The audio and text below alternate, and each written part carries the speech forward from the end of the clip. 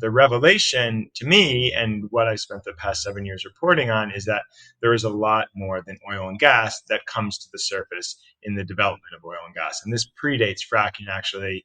Oil-filled waste, radioactivity, this has been a problem, whether they know it or not, the industry has had to deal with since day one. And day one in the U.S. is 1859, Titusville, Pennsylvania. So there's a very long arc of contamination that has been laid sloppily across the nation. And it's been particularly exacerbated now in this age as fracking has brought drilling even closer and to communities and even within communities and created really extraordinary new waste streams that the industry did not have to deal with previously. Every day across the U.S., about 3 billion gallons of brine is produced. That is 1 trillion gallons a year. If we took those trillion gallons and put them into your standard oil barrel, which is like waist high, and then stack those barrels atop one another, they would reach the moon and back nearly 28 times. So that's a lot of brine, and inevitably that's also a lot of radioactive sludge. And we can get into the details beyond this, but that thus begins your massive radiological dilemma for the U.S. oil and gas industry, and all oil and gas industries for that matter. The industry has to get rid of 1 trillion gallons of brine per year. Where does that go, and how does that affect those of us who aren't in the oil and gas industry, but who live, as I do, in an area that's near this oil and gas exploration that's going on? Yeah, really keen questions, Mark. Thank you. So, let's focus on the second one first. 1 trillion gallons a year.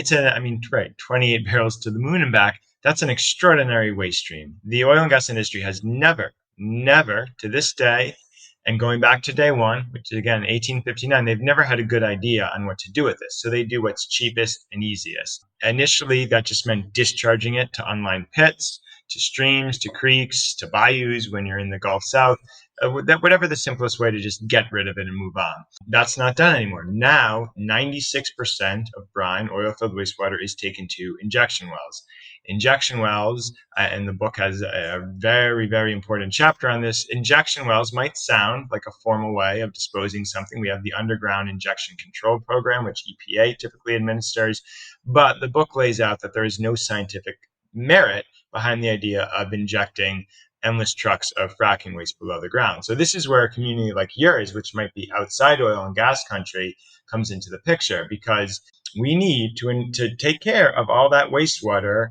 We need a lot of injection wells. There are 180,000 injection wells for oil and gas wastewater across the U.S. That's 14 for every Starbucks. That's a lot of things that, if you follow the science, which the book does, you realize they just crumble apart. And yet this is what we rely on. I mean, it's a literal version of sweeping it under the carpet. In this case, the carpet is the Mother Earth's skin, and it's going, into formations below. And we've now documented, and Ohio even has documented, that injection wells are leaking, that they cause earthquakes.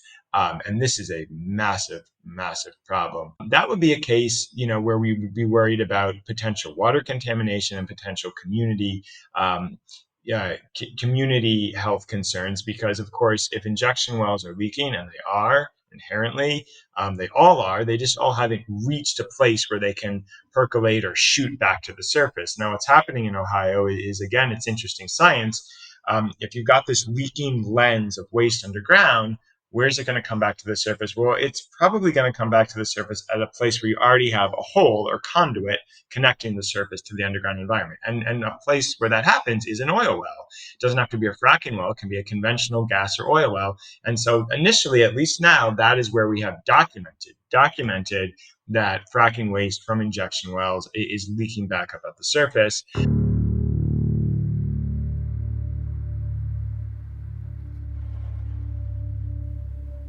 Welcome to another episode of Remarkable. Today I talk with Justin Nobel, an investigative journalist who has spent 7 years researching a huge environmental danger. That is, the life-threatening radioactivity found in oil fracking wastewater and brine, which is, get this, being dumped in our rivers, streams, and even on our roadways. Now, this hits close to home for me because I live in Ohio, and Justin began his research in the southeastern part of our state, a place where the oil and gas industry has been and continues to extract huge amounts of radioactive brine. Justin recently published a book about his findings. It's titled Petroleum 238, Big Oil's Dangerous Secret and the Grassroots Fight to Stop It.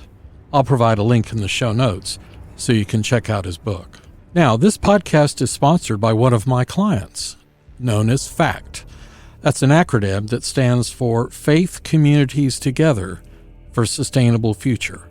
I'll leave a link in the show notes so that you can explore their website.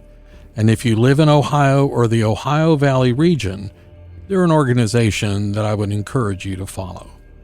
And now, join me in my conversation with Justin Nobel.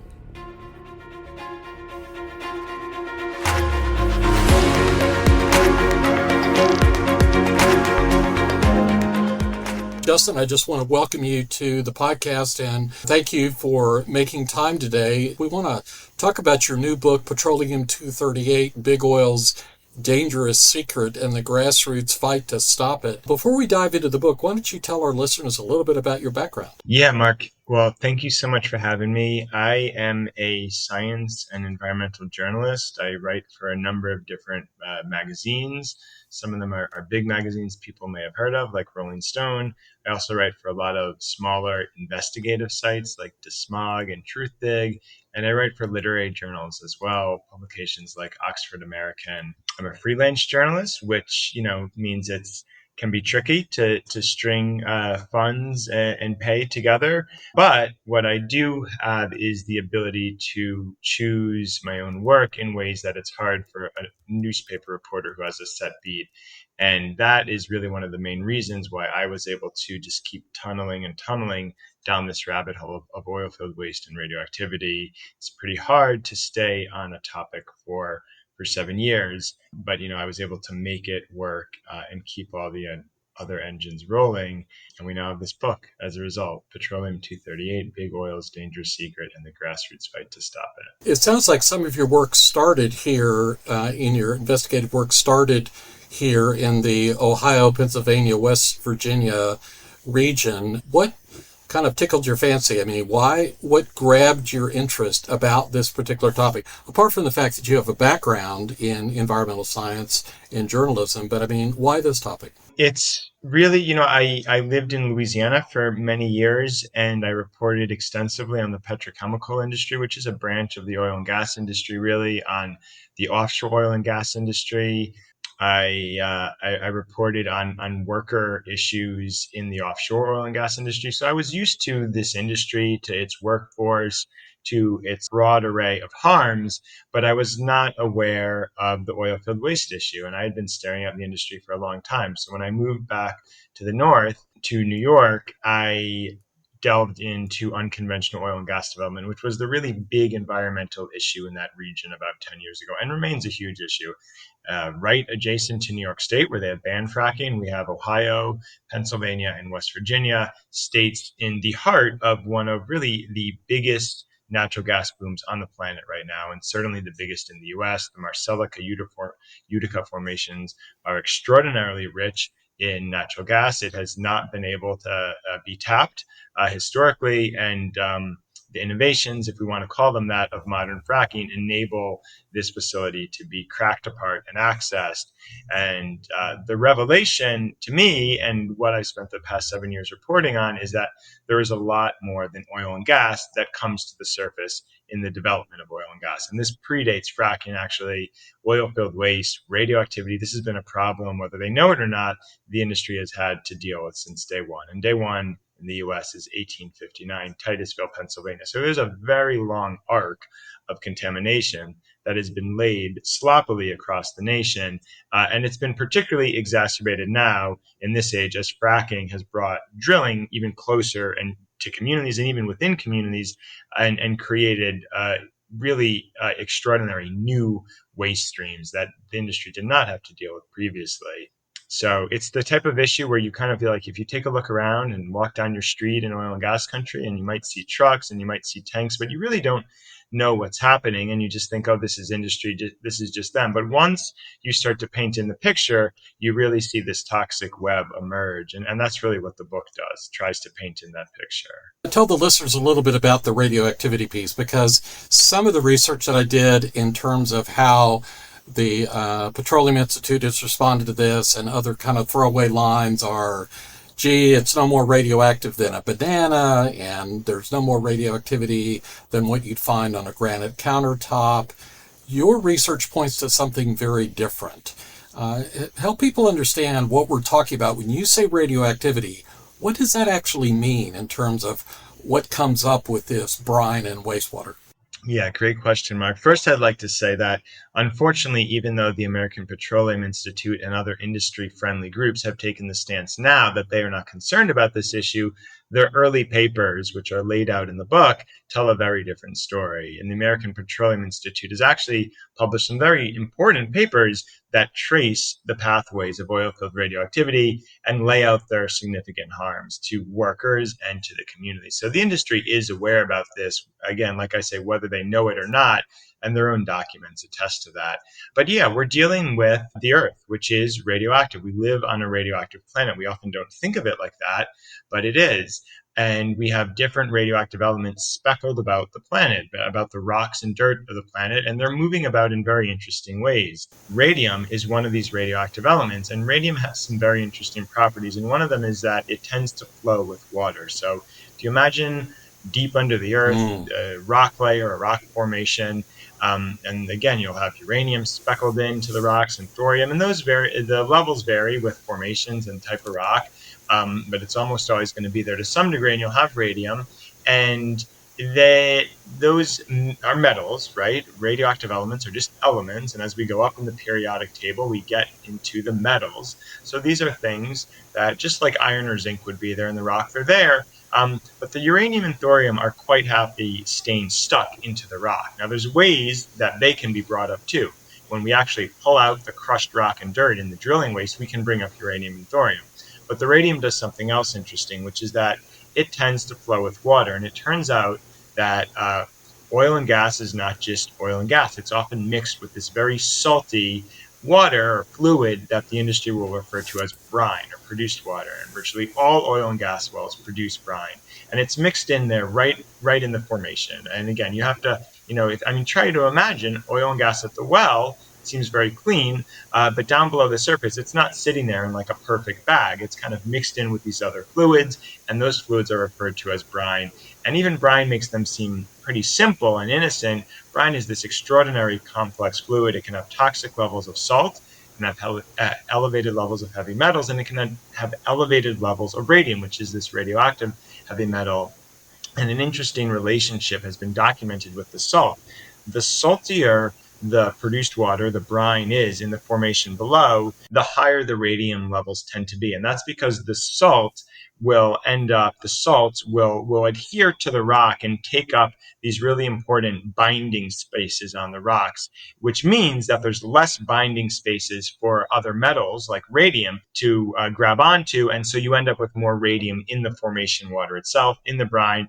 And thus, when you bring that all to the surface, which is exactly what we're doing in oil and gas development, you're bringing a radium-rich fluid to the surface. So how much radium? Radium is a radioactive element we do know a good bit about because of a really significant case of occupational exposure in this country in the 1910s, 1920s.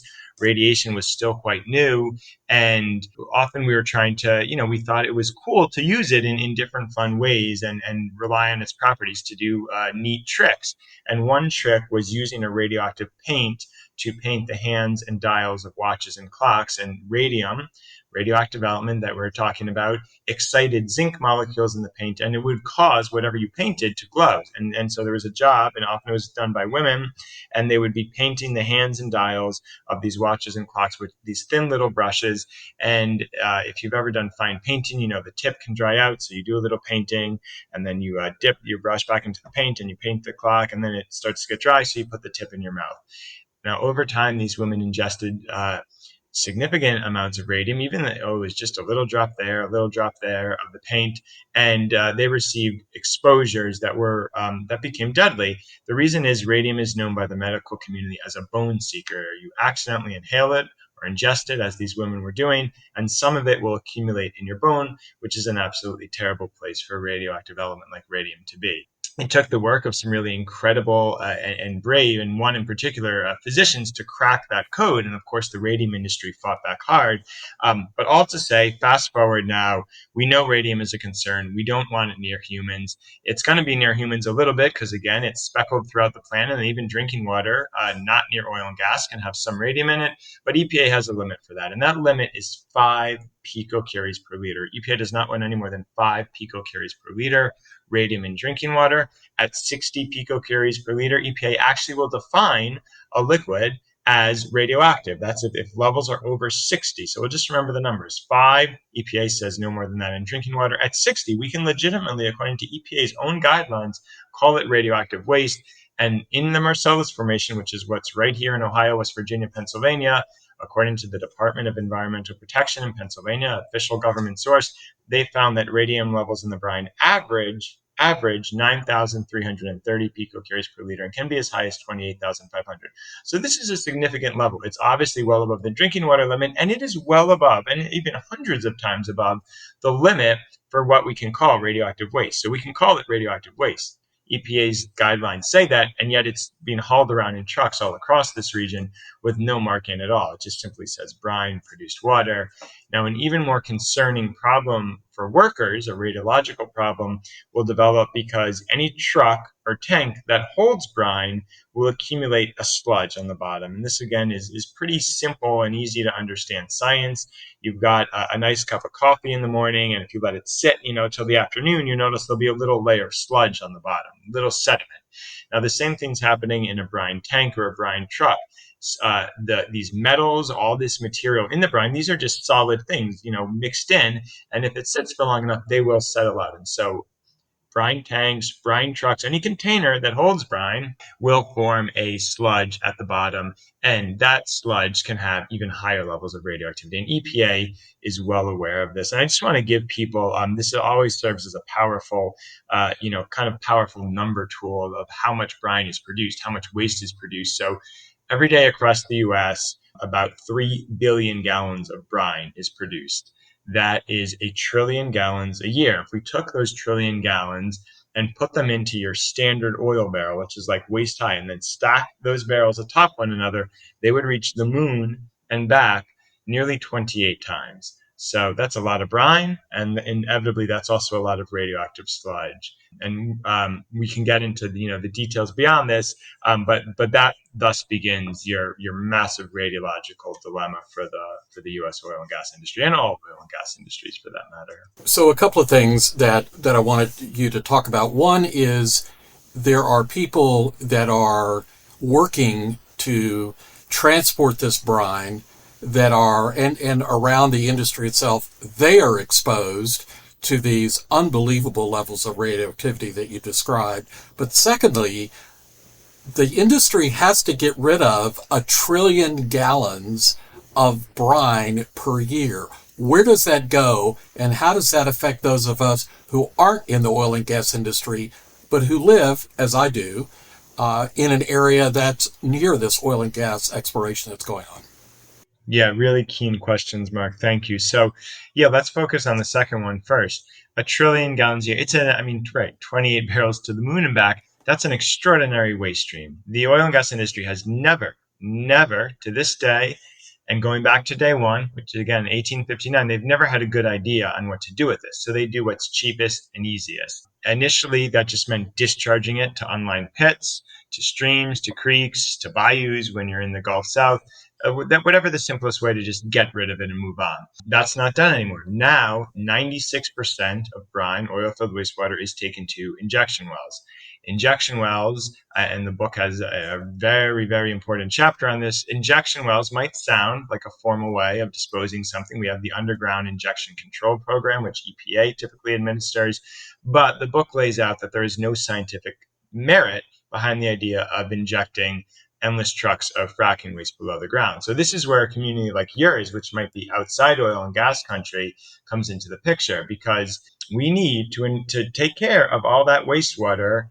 We need a lot of injection wells. There are 180,000 injection wells for oil and gas wastewater across the US. That's 14 for every Starbucks. That's a lot of things that, if you follow the science, which the book does, you realize they just crumble apart. And yet this is what we rely on. I mean, it's a literal version of sweeping it under the carpet. In this case, the carpet is the Mother Earth's skin, and it's going, into formations below. And we've now documented, and Ohio even has documented, that injection wells are leaking, that they cause earthquakes, and this is a massive, massive problem. That would be a case, where we would be worried about potential water contamination and potential community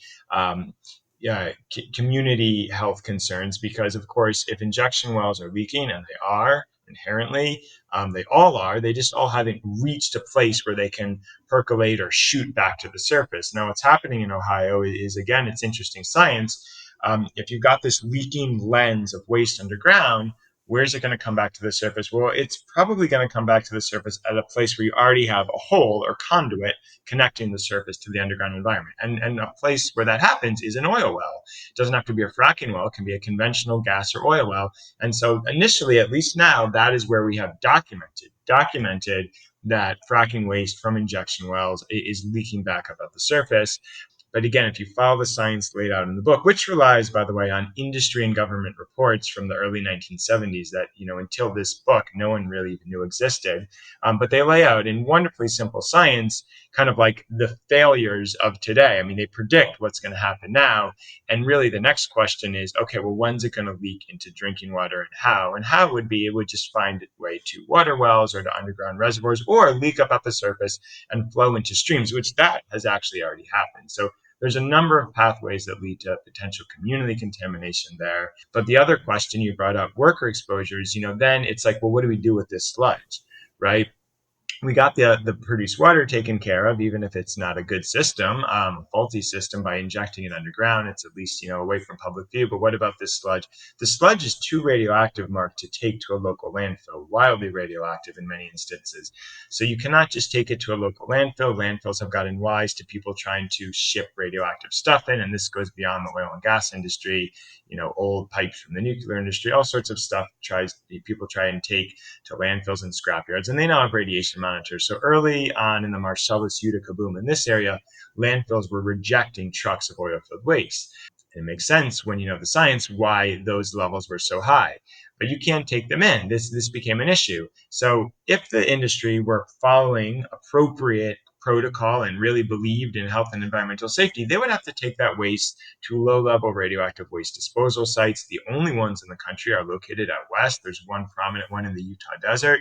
It's very expensive to transport heavy things long distances. Long distances are expensive, and heavy things long distances are even more expensive. So this would be an extraordinary cost. Plus, these disposal facilities charge a lot more for waste when they're sophisticated, like the ones in Utah.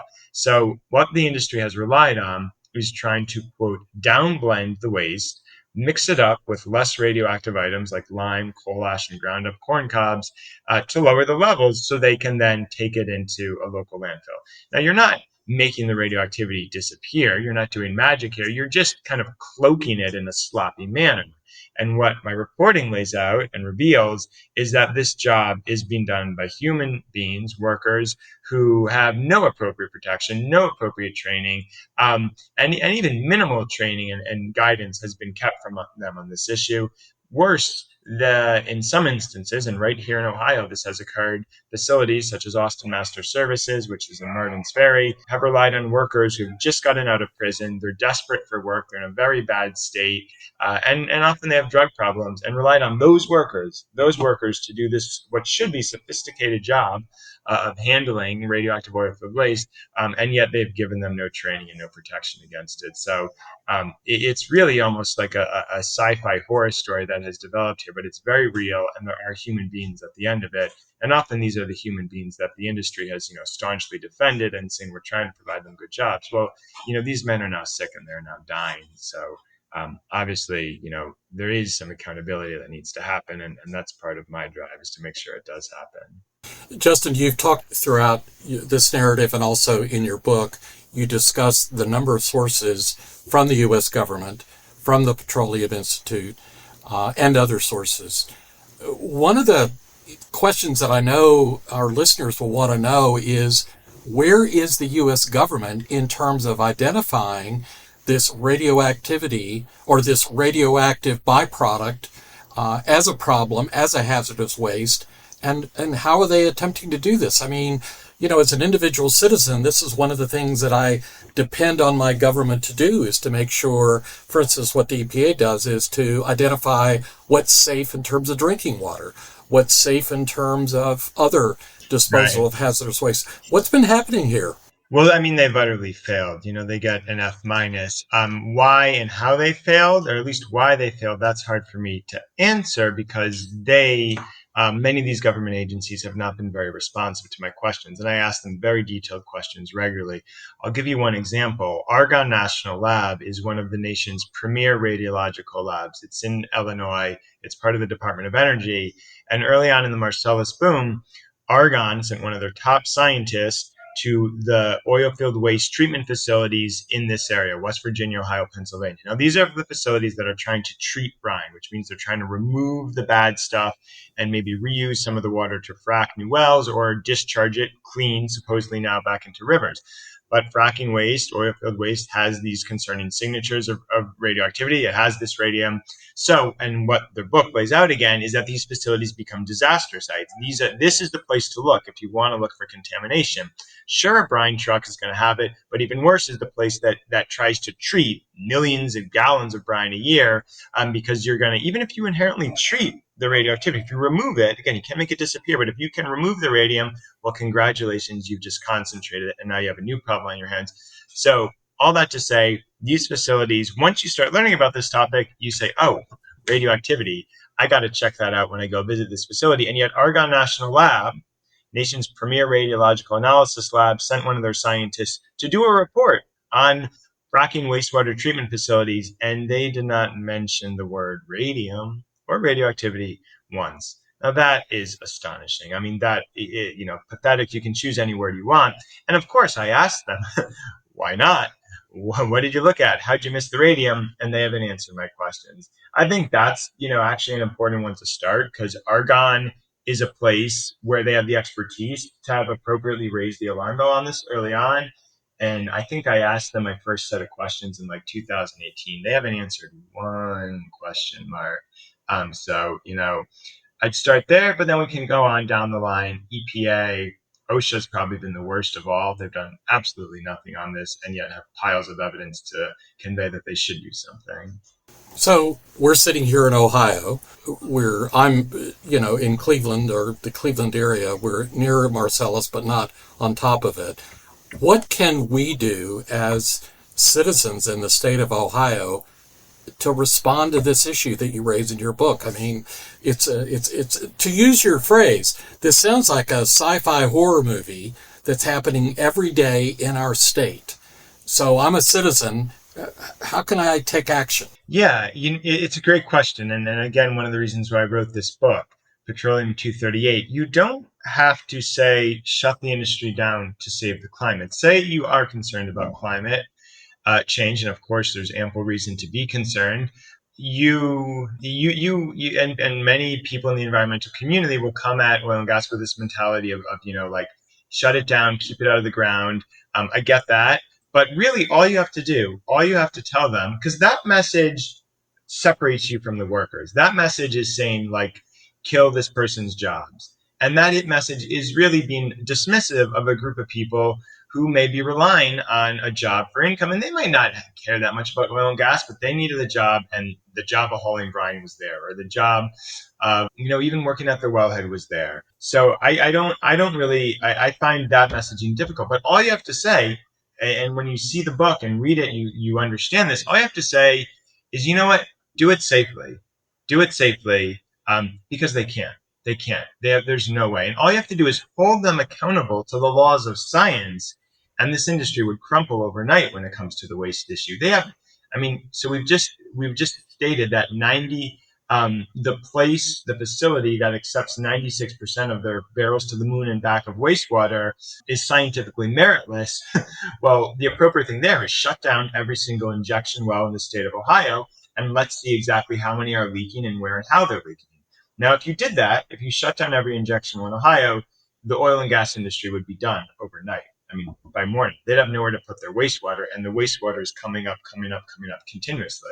There would be no oil and gas industry, and you'd have this massive surge of oil field waste spilling out everywhere, and it would just be, bursting out at the seams, and they'd have nothing to do with it. They could say, oh, we're going to treat it, but as I've laid out in the book, gives even better detail. Treatment is really a recipe for radiological contamination of their own workers and communities. They have not proved at all, not one speck, that they can appropriately treat this waste stream. And so you're really left with a major problem. You have nowhere to deal with your waste. Your waste is always going to come up. I don't see how you could have an industry. So I think, my message to people on accountability and to people in the climate fight is, okay, I get it, but why don't you spend a little time and pay attention to this issue, because you have a much quicker route to accountability and to really just, once you have accountability on this issue, you have no oil and gas industry, at least in its present form. There's no, it can't exist. They've never been forced to actually do it right and to do it safe, and therefore they have 150 years of precedent of just doing it as quick, cheaply, and sloppily as they can, which has left a tremendous arc of contamination that continues to this very day. Wow. Well, that's extremely helpful, and obviously we're going to contain a link to where people can buy your book and follow your research. Would love to have a follow-up conversation with you at some point to talk about this more. I know your time is limited, but I think this has been extremely helpful and really an awakening for me. Certainly, it has been because, like you, I've tended to focus on the adverse impact on the climate of the oil and gas industry because I've been ignorant of this radioactivity and, what's spewing out of these wells every single day. And as you point out, 1 trillion gallons a year, they've got nowhere to put it. And they're playing a shell game with us. And unfortunately, that comes at a huge price for our personal health, which is terrible. Yeah, I totally agree with that. And so I'm excited that you are now paying attention, and hopefully you can carry the message forward, Mark. Well, again, Justin, I appreciate your time very much, and thanks again for being with us today. Yeah, really a pleasure. Great questions, Mark, and thank you for the interest.